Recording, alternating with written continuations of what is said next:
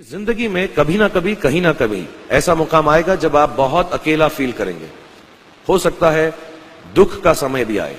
उस वक्त आपकी जो क्रिएटिविटी है वो आपकी सबसे अच्छी दोस्त होगी, दुनिया उसको माने या ना माने।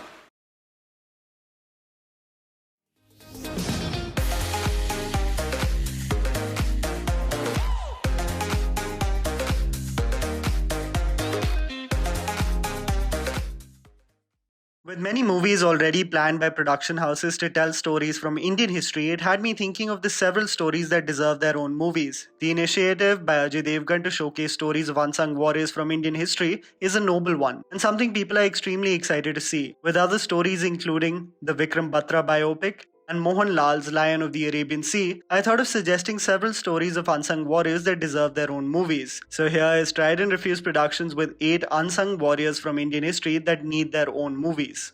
Binoy, Badal and Dinesh. After the Nawab had retreated from the forces of Robert Clive in 1757, the British East India Company had more or less made West Bengal the commercial and political center of British-occupied India. Even though post-1912 the British had changed its capital to New Delhi, a lot of its financial and political operations remained in Calcutta. Post the First World War, especially with the emergence of the 1920s, the freedom movement in several areas across the country had become extremely powerful. Many people have forgotten the trio from Calcutta that took matters into their own hands to fight against the unjust and inhumane actions by the British against the Indians. Badal and Dinesh Gupta, who had joined Netaji Subhash Chandra Bose's Bengal Volunteers in 1928, were extremely passionate about the revolutionary movement. Binoy Krishna Basu had joined the Mukti Sangh, another revolutionary movement initiated by the Jugantar Party. Operation Freedom had started as the country, especially the state, got to know about the atrocities committed by British officials in Bengali jails. Binoy, without fearing his life, shot Police Inspector General Lohman in the medical hospital in Dhaka and fled to Calcutta. But the three men had extreme hatred towards Colonel N.S. Simpson, known for the worst atrocities committed in jails. Three men, Binoy, Badal and Dinesh,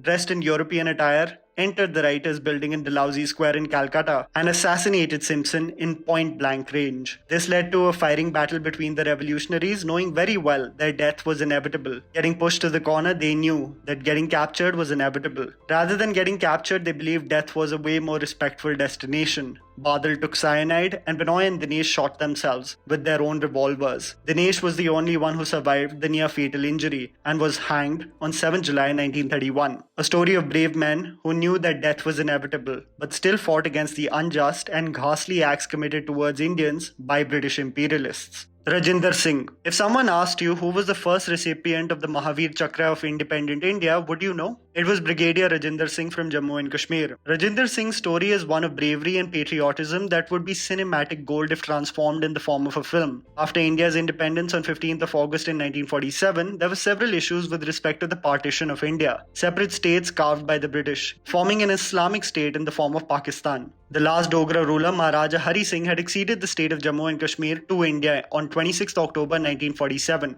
Before this ascension of the state happened, however, few people know about the battle that ensued on 22nd October 1947 as Pakistani forces captured Muzaffarabad with little resistance and headed towards Srinagar. This is when Hari Singh had ordered Brigadier Rajinder Singh to stop the raiders at any cost. Rajinder Singh, with close to 100 soldiers, resisted and fought valiantly against the raiders trying to progress towards Srinagar. In order to delay their attacks, Rajinder Singh blew the Uri Bridge so that close to 500 trucks making their way towards Srinagar could be stalled. As the Pakistani raiders thought of several other ways to bypass and navigate their way, Rajinder Singh with his valiant troops fought till the very end, even requesting his comrades to carry on and pass the message to Indian officials of their military condition, as he tried his best to delay the advancements of the raiders. Rajinder Singh had done exactly what was needed for the protection of the state of Jammu and Kashmir, and even more. He had given 4 days to Maharaja Hari Singh to accede to India and also protected the Srinagar airfield where the Indian army landed barely 6 hours after his death at night, 2 o'clock on the night 26-27. Providing enough time for the ascension to take place and so that the Sikh regiment would get a tactical advantage to push back the invaders. I would highly recommend you check out the documentary by Voices of Dogra titled Jammu and Kashmir, Ascension of India. It's a story from the country many people don't know about. Begum Hazrat Mahal. One of the most fascinating origin stories and journeys in Indian history is that of Begum Hazrat Mahal, a journey that encompasses that of a woman who went from becoming a courtesan a wife, a mother, and an administrative and military leader. Considered to be extremely beautiful and creative, Begum, from a very young age, was taught royal ways of song, dance, and theatre, and was a part of the Parikhana, an institute of sorts where women were trained in these art forms, created by Nawab Wajid Ali Shah, the last Nawab of Awadh, a man who had several concubines and wives, but took fancy to Begum Hazrat Mahal, who he eventually had a child with. This was the time the influence of the East India Company was at its peak, and in 1856 the Nawab was annexed from his own kingdom and sent to Calcutta, assuming it is a temporary move, but little did he know he would never return. Some of the wives, including Begum Hazrat Mahal, stayed in Awadh, and this was the time the growing anger of Indians was being felt, especially after the events that took place in Barrackpore and Meerut.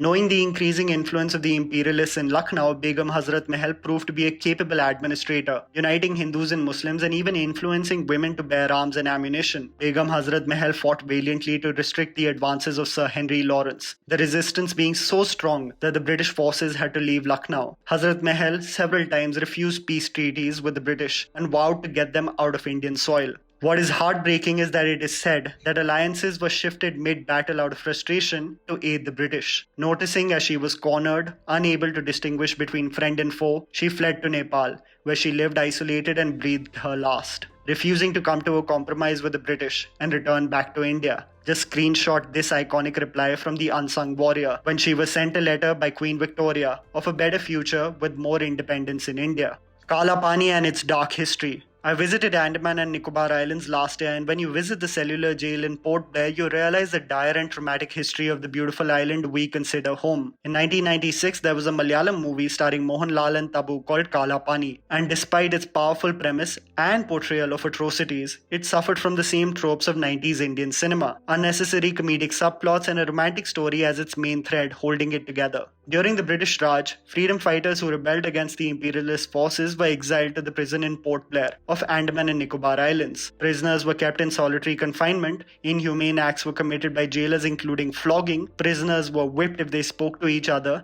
there were no beds, and food was restricted to rice, considered barely edible. David Barry, one of the jailers from 1909 to 1931, was quoted as saying, "While you are here, I am your God." The atrocities committed against people we today consider to be heroes of our nation is tough to revisit, but a story that very few people know about. Andaman and Nicobar Islands, today considered to be a holiday destination with its beautiful beaches and forests, was once just a desolate land where Indian freedom fighters were tortured and Britishers lived in prosperity in their palatial houses. Porus. While several films and documentaries have been made about Alexander and his conquests, very little has been showcased in mainstream media when it comes to King Purushottam or Porus. The only Indian movie portrayal includes a 1941 movie titled Sikandar, where Saurabh Modi played King Porus and Prithvi Raj Kapoor played Alexander, both with utmost poise and grace. There is also a show called Porus on Set India, but its over-the-top portrayal discredits the potential of a genuinely compelling film. The great Indian ruler fought so valiantly against Alexander the Great in the Battle of Hydaspes that Alexander's already spent and disgruntled army could not expand the Greek kingdom to India. 7 foot tall and extremely proud, Porus rejected simply conceding in front of Alexander without a fight and challenged him. Fought on the banks of River Jhelum, Porus's army included 30,000 foot soldiers, 4,000 cavalry, 300 chariots, and something Alexander had never expected in war: 100 war elephants. A lot of Western scholars account that Porus succumbed to the wrath of Alexander's army, but several accounts state that Alexander was blown away by the mettle showcased by the brave warrior in battle as he never surrendered. When asked by Alexander on how he wished to be treated, Porus said, "As a king treats another king." आपके साथ कैसा सलूक किया जाए, जैसा एक बादशाह को दूसरे बादशाह के साथ करना चाहिए. The story of a capable and brave soldier many people forget regarding Indian history will be brilliant on the big screen. Azizun Bai and Gauhar Jan, where many regard and celebrate the freedom fighters from the Indian Rebellion of 1857, including Mangal Pandey and the Queen of Jhansi, Rani Lakshmi Bai. The unsung heroes of this freedom struggle also include the courtesans, whose involvement and acts of valor many people don't know about. There is a beautiful article written by Ananya Barua for The Better India that I would highly recommend you read to know more about their involvement. The involvement of a courtesan, Azizun Bai, as the East India Company lay siege in Kanpur, is notably reported by several colonial official accounts. In male attire capable in combat, it is believed Azizun Bai travelled from Lucknow to Kanpur due to her passion for the Indian freedom struggle, providing a meeting point for sepoys, gathering arms and ammunition for combat, and gathering women to tend to their wounds. If you also read Vikram Sampat's My Name is Gohar Jan, you would know about the involvement of Gohar Jan in substantially donating to the Swaraj Fund, a move against the absolute disdain for the British rule. These untold stories of brave Indian women on the big screen will open the eyes of many in our country. Ranjit Singh. I'm shocked that except the DD serial, which was brilliant by the way, the current Life OK serial, and an animated 56-minute Netflix movie, there isn't an account of a Maharaja Ranjit Singh movie. Ranjit Singh was an embodiment of perseverance. Suffered from smallpox at his infancy, lost sight in the left eye, short in stature, but was extremely capable in horse riding and warfare. He went into battle at the young age of 10 and became the emperor of the Sikh Empire at the age of 21 by uniting several Sikh missals to create the Sikh Empire. The conquests of Ranjit Singh are endless, safeguarding the interests of India from Afghan invasions several times. Ranjit Singh ने वाहिगुरु जी की कृपा से कभी किसी दुखी को निराश नहीं किया। सज्जन की रक्षा और दुर्जन का विनाश ही तो पंथ का धर्म है। From a movie standpoint, beyond Ranjit Singh's valiant origin story of a preteen geared up for protection of the Sikh Empire, I thought it would be interesting to focus on the individual and how the Sikh Empire lost its stronghold after his demise. From the Battle of Multan to the Battle of Jamrud, the Sikh Empire kept on expanding and being one of the strongest empires in the Indian subcontinent, a brave and successful warrior that deserves his own movie.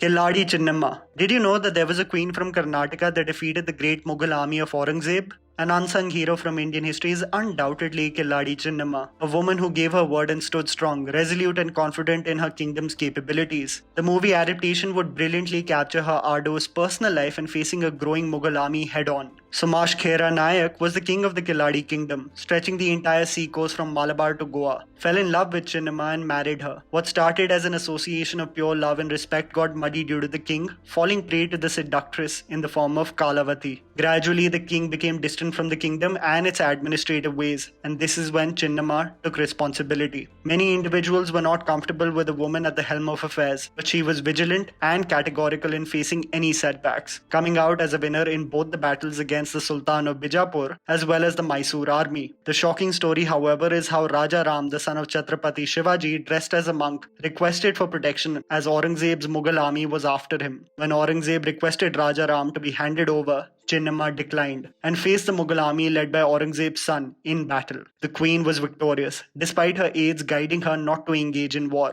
How a woman with no prior administrative and military knowledge successfully faced so many battles and stayed true to her word is a story that needs to be told. And that was the video, guys. Write down in the comments below what are some unsung warrior stories you want to see. Thank you so much for the criticism, for the love, for the hate, everything. I'm truly grateful for everything that you say. And don't forget to follow me on Instagram. The handle's right in front of you. Follow me at JammyPants4. Also, please support us by smashing the like button and subscribing to our channel for weekly content ahead. Thank you for watching.